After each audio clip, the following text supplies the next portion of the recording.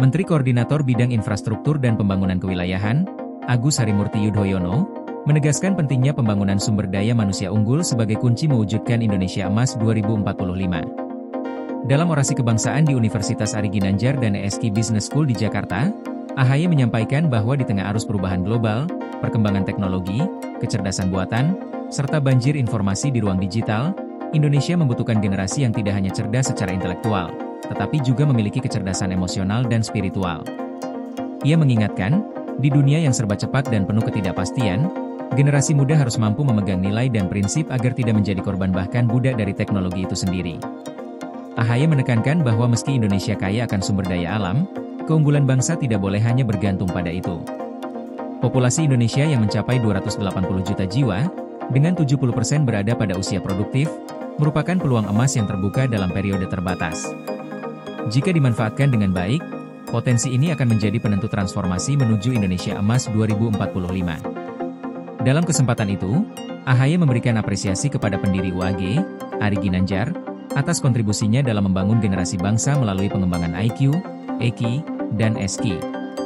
Kepada para wisudawan dan mahasiswa baru, AHY berpesan agar tidak berhenti belajar setelah lulus, melainkan terus mengasah kemampuan diri dan memberi manfaat bagi masyarakat. Menurutnya, gelar akademik memang penting, tetapi yang lebih utama adalah bagaimana ilmu dan pengalaman dapat memberi kontribusi nyata bagi bangsa dan negara. Lebih lanjut, AHY menegaskan bahwa pembangunan bangsa tidak hanya berfokus pada infrastruktur fisik, melainkan juga pembangunan manusia sebagai inti. Pembangunan jembatan, bendungan, dan infrastruktur lainnya, pada akhirnya harus menjadi sarana untuk meningkatkan kualitas hidup masyarakat. Karena itu, pemerintah terus mendorong pembangunan yang menempatkan rakyat sebagai prioritas utama, baik di perkotaan maupun di daerah perbatasan. AHY juga mengingatkan pentingnya menjaga persatuan dan harmoni di tengah dinamika demokrasi. Ruang dialog yang sehat harus terus dibuka agar aspirasi rakyat dapat diterjemahkan menjadi kebijakan yang solutif.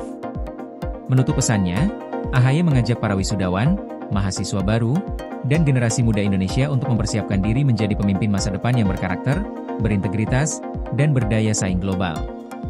Dengan membangun sumber daya manusia unggul, memperkokoh persatuan, dan menghadirkan kepemimpinan yang berlandaskan kecerdasan intelektual, emosional, dan spiritual, Indonesia diyakini mampu mencapai visi besar Indonesia Emas 2045.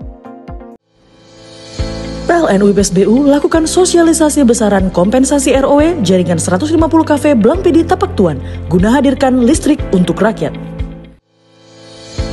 UP2B Kaltimra, pastikan keandalan listrik untuk rakyat melalui strategi operasi adaptif dan skema pertahanan sistem.